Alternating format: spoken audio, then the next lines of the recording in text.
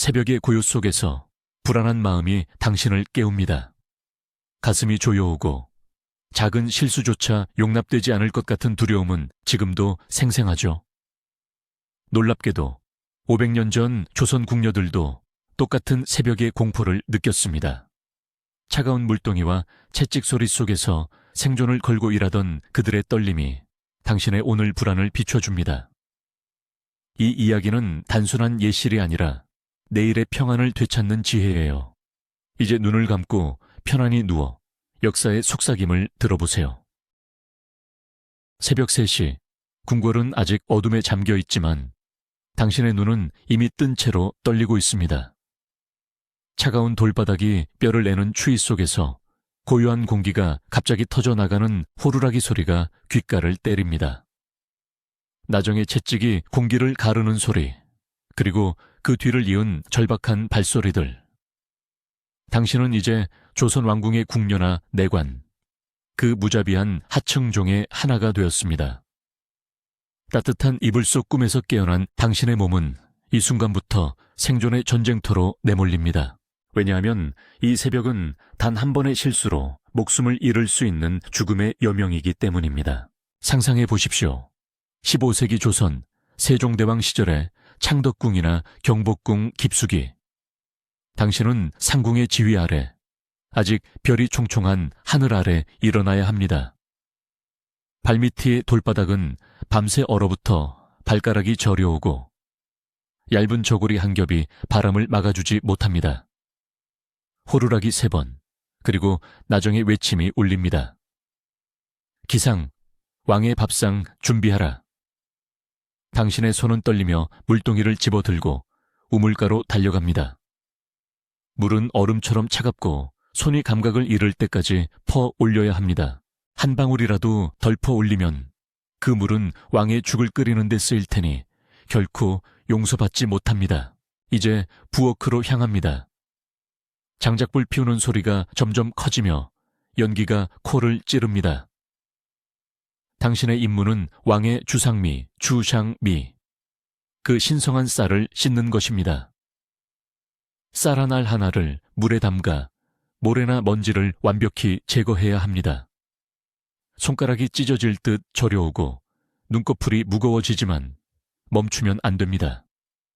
왜냐하면 이 쌀은 왕의 아침상 차림에 쓰일 테고 한 알의 돌멩이만 남아도 왕을 해하려는 반역으로 몰려 끓는 기름에 처형될 수 있기 때문입니다. 실제로 조선시대 기록에 따르면 17세기 궁중에서 미처 씻지 않은 쌀로 인해 벌을 받은 하인이 수십 명에 달합니다. 그들의 비명은 새벽의 고요를 깨뜨렸을 것입니다. 숨을 고르며 주위를 보십시오. 다른 궁녀들은 무릎 꿇은 채로 바닥을 닦고 있습니다. 걸레는 거칠고 물은 얼음장처럼 차갑습니다. 한 명이 헛디디며 넘어지면 나정의 채찍이 즉시 날아듭니다. 살이 찢어지는 소리, 억눌린 신음. 당신의 심장은 쿵쾅거립니다. 이 새벽 노동은 단순한 일이 아닙니다. 그것은 조선 왕조의 엄격한 예법, 궁중 예절의 본질입니다. 왕은 하늘의 아들이자 국가의 상징이니 그의 일상이 완벽해야 천명, 티안밍, 이 유지된다는 믿음이었습니다. 법전에 명시된 바 궁궐 하인의 하루는 새벽 3시부터 시작해 자정까지 지속되며 실수는 불경으로 직결됩니다. 이제 불 위에 솥이 놓입니다. 왕의 죽을 끓이는 순간입니다. 물을 붓고 쌀을 넣고 나무젓가락으로 저으며 불의 세기를 조절해야 합니다. 불이 너무 세면 죽이 타고 약하면 제대로 익지 않습니다.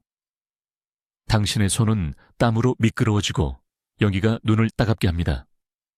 옆에서 상궁이 속삭입니다. 한 입숨도 쉬지 말고 저으라. 왕의 입에 들어갈 음식이다. 만약 죽이털 이거 왕의 입에 오르면 역사적 사례가 이를 증명합니다. 16세기 영조시대 한 내관이 왕의 탕을 너무 뜨겁게 올려들여 화상을 입힌 죄로 참수당했습니다. 은 이런 사건을 수백 건 기록하며 하인들의 공포를 생생히 전합니다. 당신은 버틸 수 있습니까? 아직 아침 해가 뜨지도 않았는데 잠시 멈춰 이 광경을 더 깊이 느껴보십시오. 궁궐 안뜰 서리의 입김에 흰 숨이 피어오릅니다. 멀리서 다구는 소리가 들려오지만 그것조차 위안이 되지 않습니다. 당신의 어깨는 무거운 물통으로 짓눌리고 다리는 뻣뻣해집니다. 이제 차례는 왕의 의복 준비입니다. 비단 옷감을 펴고 먼지를 털어내야 합니다. 한 가닥 실타래라도 풀리면 그날 당신의 목숨은 끝입니다. 조선 후기 정조의 궁중에서 이런 실수로 인해 20여 명의 하인이 추방되거나 처형된 기록이 남아 있습니다. 이 모든 것은 왕권의 절대성을 지키기 위한 금기였습니다. 유교 이데올로기가 뿌리내린 조선에서 하인은 왕의 그림자일 뿐이었고 그림자가 흔들리면 본체가 위태로워진다는 논리였죠. 줌 아웃으로 한 걸음 물러서 보겠습니다. 이 새벽의 잔인함은 조선 왕조 500년의 궁정체계를 상징합니다. 왕궁은 5만 명 이상의 인력이 운영한 거대 기계였으며 하층민들은 그 기름칠 역할을 했습니다. 새벽 3시 기상은 이 규정된 바 왕의 아침 예식을 위한 필수 의식입니다. 왜 이렇게 가혹했을까요? 그것은 안정된 왕조 유지를 위한 공포 정치였습니다. 실록에 따르면 연간 수백 명의 하인이 과로와 처벌로 죽어나갔고 이는 왕권 강화의 도구였습니다. 현대인인 당신에게 이 새벽은 지옥이지만 그들에게는 생존의 유일한 길이었습니다. 다시 장면으로 돌아갑니다. 이제 해가 서서히 떠오릅니다. 붉은 빛이 궁벽을 물들이지만 당신의 노동은 끝나지 않습니다. 왕의 세수물을 준비합니다. 물은 은그릇에 담아 온도를 정확히 맞춰야 합니다. 너무 뜨거우면 피부가 화상 입고 차가우면 감기 걸릴 수 있으니 한 궁녀가 실수해 물을 엎지른 사례는 애 나오며 그녀는 즉시 궁에서 쫓겨나 노예 생활을 강요당했습니다. 당신의 손은 이제 피딱지가 져서 출혈이 나기 시작합니다. 배는 고프고 입안은 바싹 마릅니다.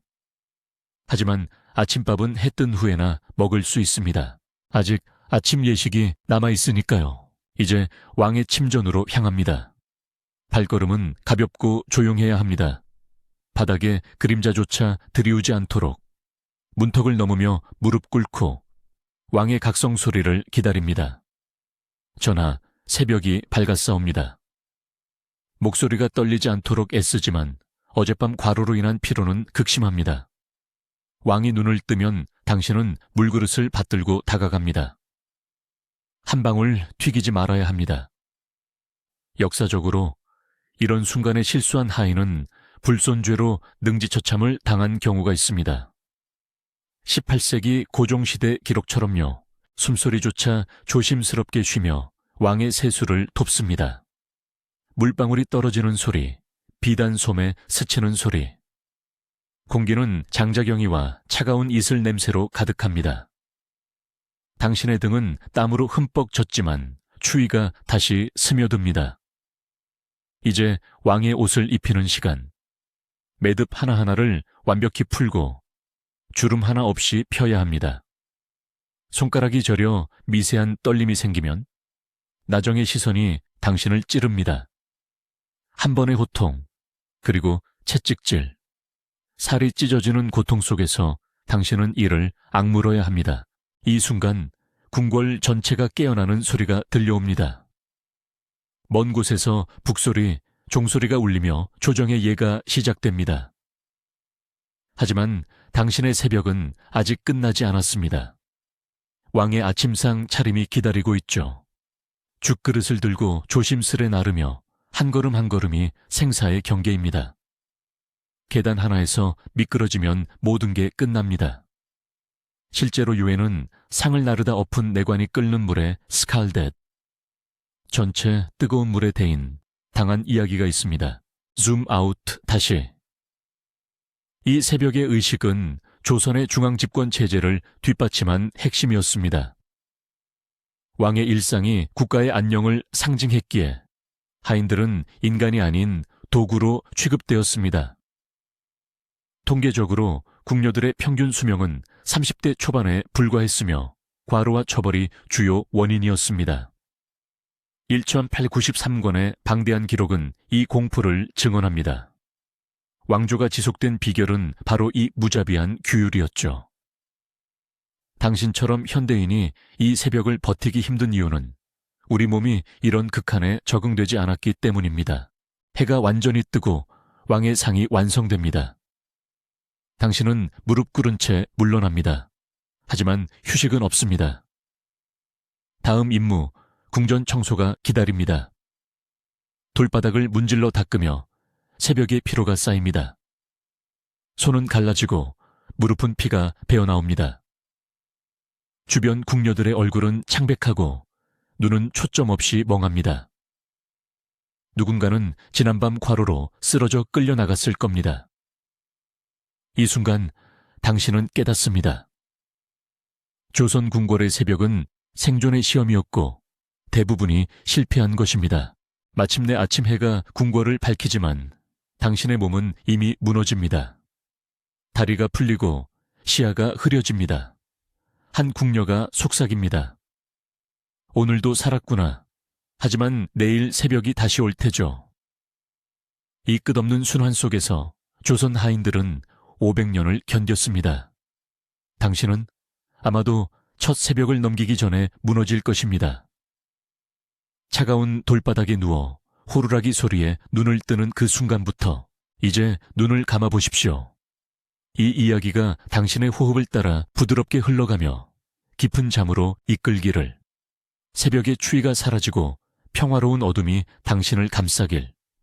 총 약 4,600자. 궁궐의 아침은 고요했다. 새벽 안개가 아직 걷히지 않은 창호지 너머로 희미한 햇살이 스며들며 바닥의 부드러운 빛에 무늬를 그렸다. 그런데 그 고요 속에서 아주 작은 소리가 울렸다. 찻잔이 살짝 부딪히는 소리. 당신은 궁녀가 되어 그 찻잔을 들고 조심스레 복도를 걷고 있다. 발소리조차 죽여야 한다. 왜냐하면 이 궁은 평화로운 꽃밭이 아니라 독이 스며든 뱀굴이기 때문이다. 찻잔 안의 차향이 달콤하다. 하지만 그 향 뒤에 숨어있는 죽음의 냄새를 당신은 아직 모른다. 상상해 보아라. 조선의 창덕궁, 17세기 중반, 인조의 후궁들이 모인 곳이다. 당신의 손에 쥔 찻잔은 왕비를 위한 것이다. 아침 식사가 시작되기 직전, 중전의 정악으로 향하는 길. 복도는 바람 한 점 없이 고요하고 공기는 장미꽃과 백자 향로에서 피어오르는 백단향으로 가득 차 있다. 그런데 갑자기 저 멀리서 그림자가 스치듯 움직인다. 후궁의 시녀들이다. 그들의 눈빛이 당신을 스치며 차가운 미소를 짓는다. 저 찻잔 잘 들고 가거라. 누군가 속삭인다. 그 목소리는 부드럽지만 독침처럼 날카롭다. 당신은 서둘러 정악으로 들어선다. 중정께서 앉아 계신다. 붉은 비단 치마 저고리가 바닥에 부드럽게 펼쳐져 있고 손에는 병풍이 들려 있다. 차를 올리거라. 그녀의 목소리는 차분하다. 당신은 무릎 꿇고 찻잔을 올린다. 그 순간 손이 살짝 떨린다. 찻잔 가장자리에 묻은 아주 작은 녹색 가루. 설탕처럼 보이지만 그것은 아니었다. 비소, 왕비를 노린 독이었다. 누가 넣었을까? 어젯밤 당신이 차를 준비하던 주방에서, 아니면 방금 복대서 스치던 그 시녀가. 이제 숨을 죽여라. 중정께서 차를 한 모금 드신다. 그녀의 눈썹이 살짝 찌푸려진다. 이 차, 맛이 이상하구나. 당신의 심장이 쿵쾅거린다. 만약 그녀가 쓰러지면 당신이 죽을 것이다. 궁녀는 주인을 독살한 죄로 목이 잘린다. 아니, 그보다 먼저 후궁의 원수가 당신의 목을 노릴 것이다. 복도는 이미 소문으로 가득 차 있다. 저 궁녀가 독을 탔다. 바람처럼 퍼지는 말들. 이 장면은 단순한 상상이 아니다. 조선시대 궁궐은 바로 이런 독극물의 소굴이었다.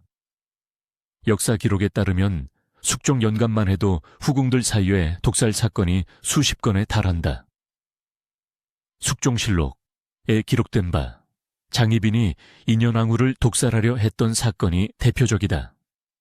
그녀는 시녀들을 시켜 비소와 옷을 섞은 독을 왕후의 음식에 넣으려 했다. 비소는 무색무취의 가루로 중국에서 들어온 석방이라 불리며 궁중에서 흔히 쓰였다. 한 방울이면 내장이 타들어가는 고통을 주고 몇 시간 만에 죽음에 이르게 한다. 궁녀들은 바로 이런 독을 다루는 자들이었다. 주방에서 차를 우릴 때 옥깃에 묻은 가루 한 점이 목숨을 앗아갈 수 있었다. 다시 장면으로 돌아가 보자. 중정께서 차를 내려놓으시고 당신을 노려보신다. 너 어제 누구와 말하였느냐? 그녀의 목소리가 낮게 깔린다. 공기가 무거워진다. 창밖에서 매화꽃이 피어 있지만 그 향조차 이제 독처럼 느껴진다. 당신은 무릎 꿇은 채 고개를 들지 못한다. 어제 후궁의 정학에서 물을 나르던 때 덕수궁 후궁의 궁녀가 당신에게 다가와 속삭였다. 왕비님의 채 이 가루를 넣어라. 보상이 있을 터. 그녀의 손에 쥔 작은 종이봉투. 당신은 거절했지만 그 가루가 찻잔에 묻었을까? 이제 의심의 화살이 당신을 향한다. 복도를 빠져나오려 하지만 이미 금군들이 문을 지키고 있다. 궁녀를 데려오라. 중전의 명이다. 당신은 끌려가며 생각한다. 이 궁은 왜 이렇게 독이 도는가? 매일 아침 찻잔 수백 개가 오간다. 그중 하나만 잘못되면 왕실의 혈통이 끊어진다. 후궁들은 왕의 총애를 얻기 위해 목숨을 걸었다.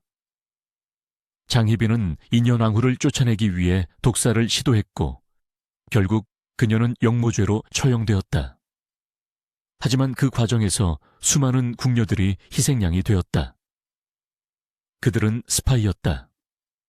후궁의 명령을 받고 왕비의 음식을 훔쳐 맛보고 독이 있는지 확인했다. 살아남은 자는 보상을, 죽은 자는 무덤으로 갔다. 이제 상상 속에서 당신은 감옥으로 끌려간다. 궁궐 지하 습기 찬 돌벽이 차갑게 피부를 파고든다. 횃불의 불빛이 깜빡이며 그림자를 들이운다. 신문관의 목소리가 메아리친다. 누가 시켰느냐? 후궁의 어떤 개가? 당신의 입술이 바짝 마른다. 솔직히 말하면 후궁의 원수로 찍히고 거짓말하면 왕비의 분노를 산다. 조선 궁중의 첩보체계는 치밀했다. 내시 네트워크라 불리는 남자 하인들과 궁녀들이 서로 감시하며 정보를 주고받았다. 연료실 기술에 따르면 숙종은 매일 아침 궁녀들의 보고를 듣고 후궁들의 동정을 파악했다. 한 궁녀의 실수, 잘못된 찻잔을 나르는 것만으로도 배신자로 낙인 찍혔다. 밤이 깊어진다. 감옥의 공기는 곰삭은 쌀냉이 냄새로 가득하다. 멀리서 누군가의 울음소리가 들려온다.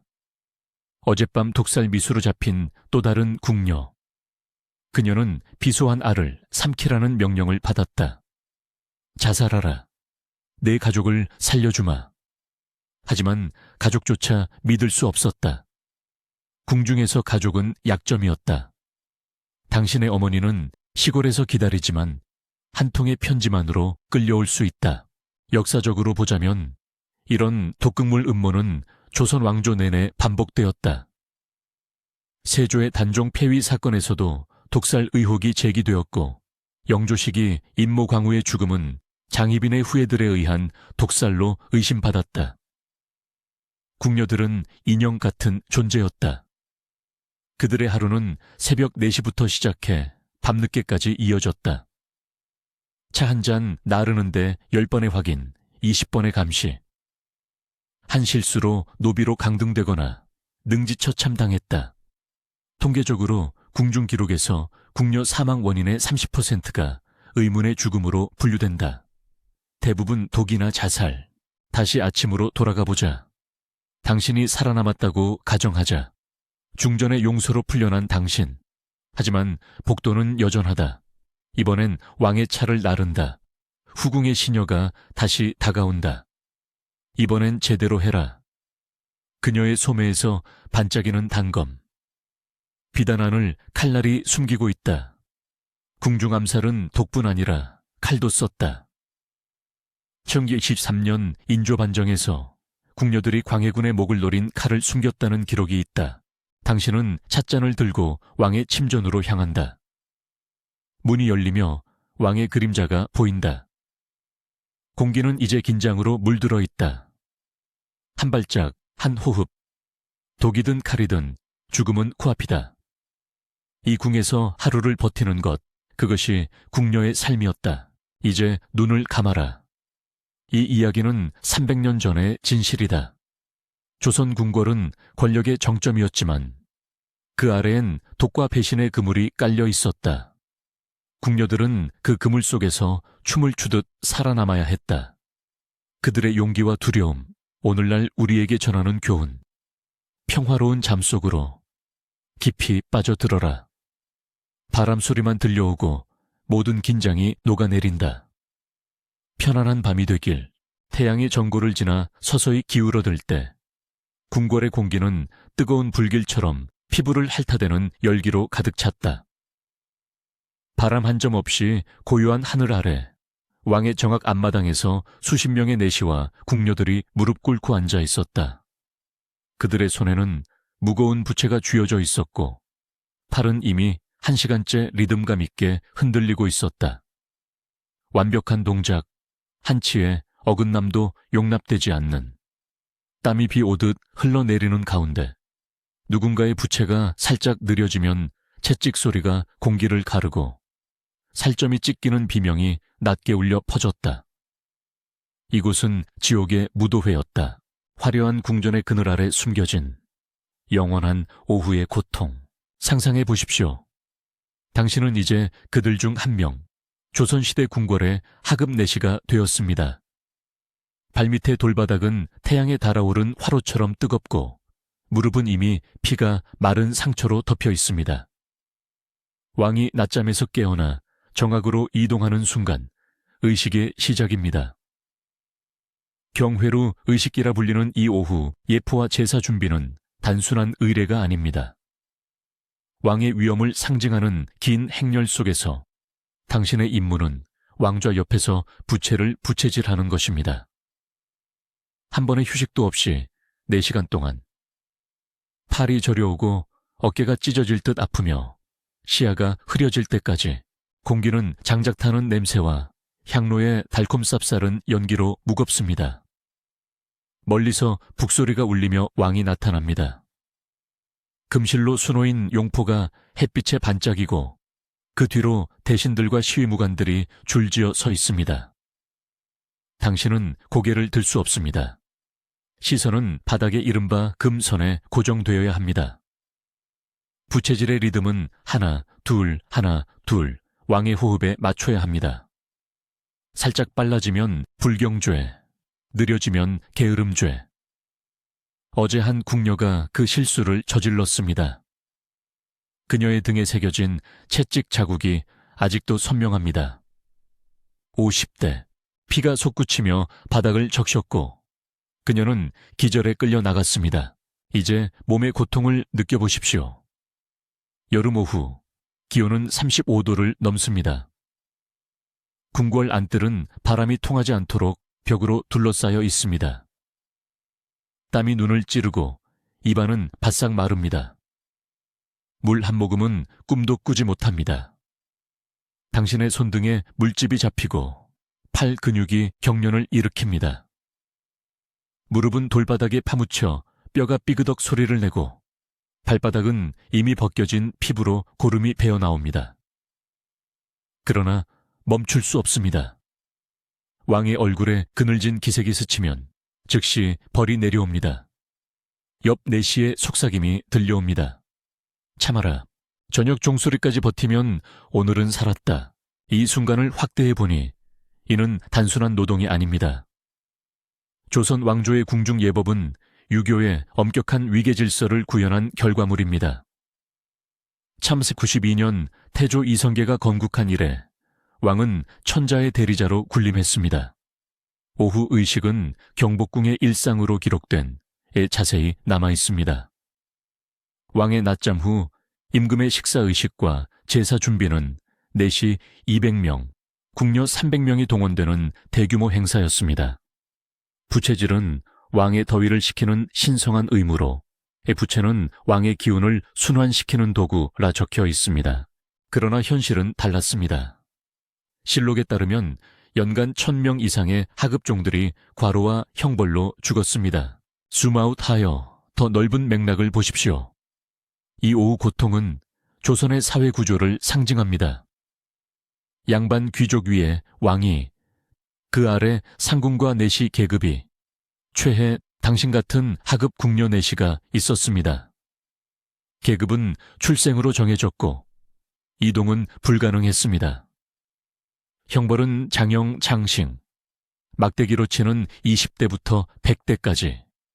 세종 15년 기록처럼 내시가 부채를 늦추어 40대 장형에 사망한 사례가 수백 건입니다. 이는 단순한 체벌이 아니라 정신을 꺾는 도구였습니다. 공포가 순종을 낳고 순종이 왕권을 강화했습니다. 서구의 절대왕정과 달리 조선은 유교 이념으로 모든 고통을 천명으로 정당화했습니다. 다시 장면으로 돌아갑니다. 이제 왕이 자리에 앉았습니다. 정각 안은 촛불과 향로로 후덥지근합니다. 당신의 부채질이 계속됩니다. 팔이 무거워져 몸 전체가 흔들립니다. 옆 궁녀의 손이 떨리기 시작합니다. 그녀는 어제 밤 내내 무릎 꿇고 반성문을 썼습니다. 신첩의 불찰이 왕의 위엄을 더럽힘. 그러나 오늘도 실수가 옵니다. 부채 끝이 살짝 떨어집니다. 순간 시위무관의 외침이 터집니다. 불경하다. 채찍이 공기를 가릅니다. 짝, 짝. 그녀의 비명이 궁궐을 메우지만 누구도 고개를 들지 않습니다. 당신은 리듬을 잃지 않아야 합니다. 심장이 쿵쾅거리고 다리가 저려옵니다. 땀이 눈을 가리고 세상이 빙글빙글 돕니다. 이 고통의 연속 속에서 궁녀들의 하루는 어떻게 흘렀을까요? 에 따르면 오후 2시부터 6시까지 왕의 휴식 의식기 지속되었습니다. 부채질 외에 바닥 닦기, 향로 피우기, 왕의 발 받침대 고정하기, 무게 10kg짜리 청동제기, 지치를 들고 계단을 오르내리는 노동은 등뼈를 짓누릅니다. 여름철 더위는 말벌떼처럼 피부를 물어뜯고 겨울 추위는 뼈를 얼어붙게 했습니다. 그러나 오후가 가장 혹독했습니다. 태양이 직사하고 공기가 정체된 탓입니다. 기록된 증언처럼 4시에 팔이 부러져도 부채질을 멈추지 않음. 지적으로 깊어지면 이 리투알스는 중국 한나라 이래 이어진 궁중 예법의 산물입니다. 조선은 이를 로 체계화했습니다. 왕의 오감, 우간을 보호하는 것이 하급종의 사명이었으나 이는 착취의 명분이었습니다. 19세기 고종시대 예에는 여름철 궁녀 50명 과로사 기록이 있습니다. 정신적 고통은 더 컸습니다. 매일 아침 계급 서열 확인에서 최하위는 개밥을 먹었고 실수 시 공개 모욕. 이로써 충성심이 길러졌습니다. 그러나 많은 이들이 탈출을 시도했습니다. 성공률은 1% 미만.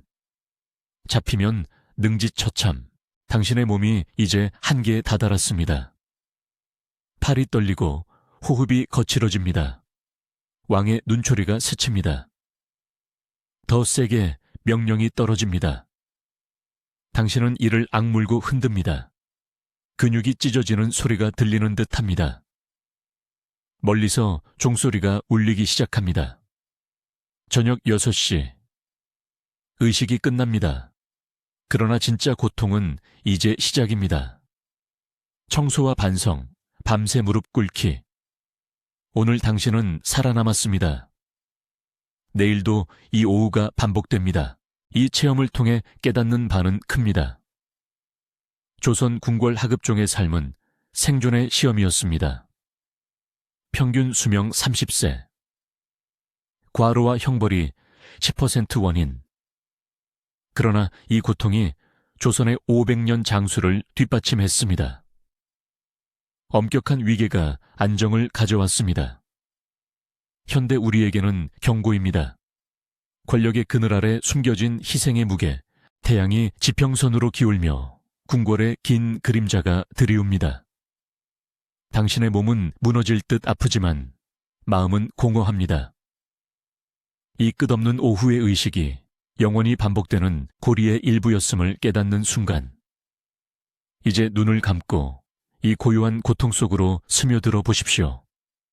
숨소리가 부드러워지고 몸이 가벼워집니다. 평화로운 잠으로 어둠이 궁궐을 삼킨 순간 고요함이 가장 큰 공포가 됩니다. 달빛조차 스며들지 않는 복도에서 당신의 발소리가 유일한 메아리입니다. 조선시대 궁궐의 자정, 나인으로서의 마지막 시계가 시작됐죠. 피로가 뼈를 갉아먹는 이 순간, 당신은 이미 무너지기 직전입니다. 바람이 창호지를 스치며 속삭이듯 불어옵니다. 차가운 공기가 피부를 애는 가운데 당신은 상궁의 명을 받습니다. 여차여차 왕의 침전을 지켜라. 하지만 그 지키는 행위는 단순한 서있기가 아닙니다. 밤새도록 한 걸음도 움직이지 말아야 하죠. 발밑에 차가운 돌바닥이 다리를 얼어붙게 하고 어깨는 무거운 소매자락에 짓눌립니다. 눈꺼풀이 무거워질 때마다 머릿속에 스며드는 환영들, 궁궐의 귀신 이야기들이 떠오릅니다. 훈련왕의 시대, 인조의 궁에서 들려온 그 속삭임들, 밤의 복도에서 사라진 나인들, 아침에만 발견되는 창백한 시체들, 역사 기록에 남아있지 않지만 구전으로 전해지는 그 공포가 당신의 가슴을 조여옵니다. 이제 좀 더 깊이 들어가 보죠. 조선 왕조의 궁정 생활은 엄격한 야간 규율로 유지되었습니다. 와 같은 실록에 따르면 자정 이후 왕의 안위를 위해 내시와 나인들은 박탈하는 밤샘 경계를 서야 했습니다. 이는 단순한 보초가 아니라 왕의 호흡소리 하나까지 감지하며 서 있는 고행이었습니다. 역사적으로 이러한 야간 근무는 왕실의 안녕을 최우선으로 했으나 하급 궁녀들에게는 생존의 시련이었습니다. 매일 밤 4시간 이상의 불면이 반복되면서 면역력이 무너지고 영양 실조가 겹쳤죠. 실제로 세종실록에는 궁녀들의 과로로 인한 사망 사례가 간접적으로 언급되며 이는 궁정의 비인간적 체계를 드러냅니다. 당신은 이제 왕의 침전 문 앞에 서 있습니다. 불빛 하나 없는 어둠 속 희미한 촛불이 왕의 그림자를 드리웁니다. 갑자기 안에서 작은 기침 소리가 들려옵니다. 순간 공포가 번집니다. 물을 가져와라. 상궁의 속삭임이 날아듭니다. 당신은 어둠을 더듬어 부엌으로 달려갑니다. 미끄러운 복도를 지나며 바람이 문득 불어 창호지가 흔들립니다. 그 안에서 누군가의 그림자가 스치듯 지나갑니다. 귀신인가?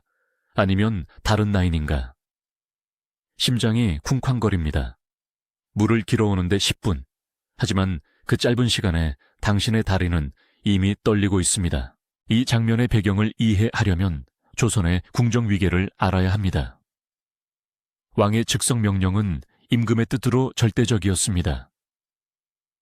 명시된 바와 같이 하급 나인들은 이러한 급사 임무에서 단 한 번의 실수도 용납되지 않았습니다.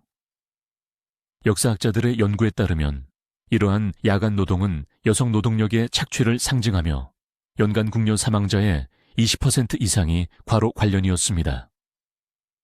현대의학으로 보면 수면 부족은 코르티솔 호르몬을 폭증시켜 면역 붕괴를 일으키죠. 당신처럼 하루 종일 서빙한 몸으로 밤을 새우는 건 생존율을 50% 이하로 떨어뜨립니다. 문득 또 하나의 명령이 떨어집니다. 여차여차 후궁의 향을 피워라. 이제 자정 2시, 당신은 후궁으로 향합니다. 복도는 미로처럼 길고 각 구석마다 그림자가 춤을 춥니다. 향로를 들고 가는 길, 갑작스런 바람에 촛불이 꺼집니다. 어둠 속에서 손끝이 떨립니다. 후궁에 도착해 향을 피우는 순간 여인의 속삭임이 들려옵니다. 오늘 밤 왕이 오실까? 하지만 당신의 역할은 듣지 않는 것입니다. 눈을 내리깔고 물러나야 하죠.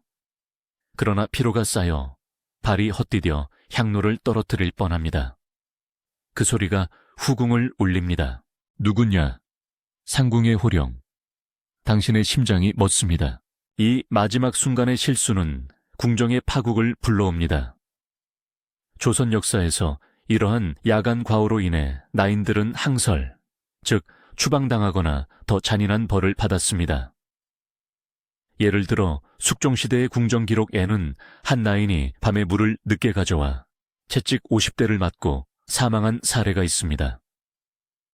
지적 관점에서 보자면 이는 절대 왕정의 미시 권력 구조를 보여줍니다.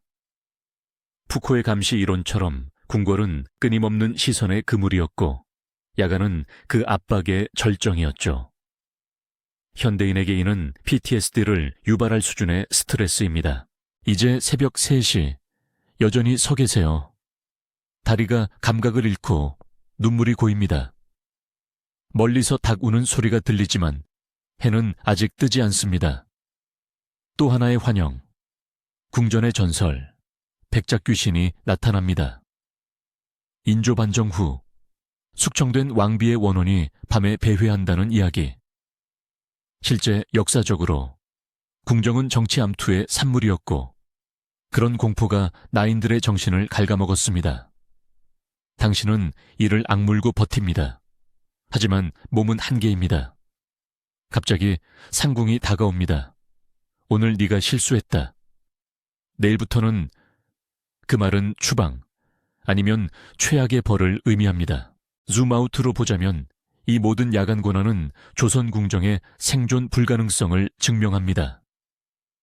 역사자료 통계에 따르면 평균 궁녀 수명은 25세 미만이었고 그중 야간 노동이 주요 원인이었습니다.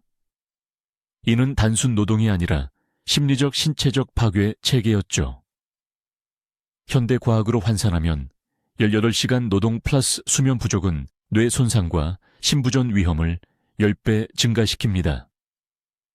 당신 현대인은 이 밤을 견디지 못할 겁니다. 새벽이 서서히 밝아옵니다. 궁궐의 지붕에 물안개가 스며들고 당신의 몸은 무너집니다.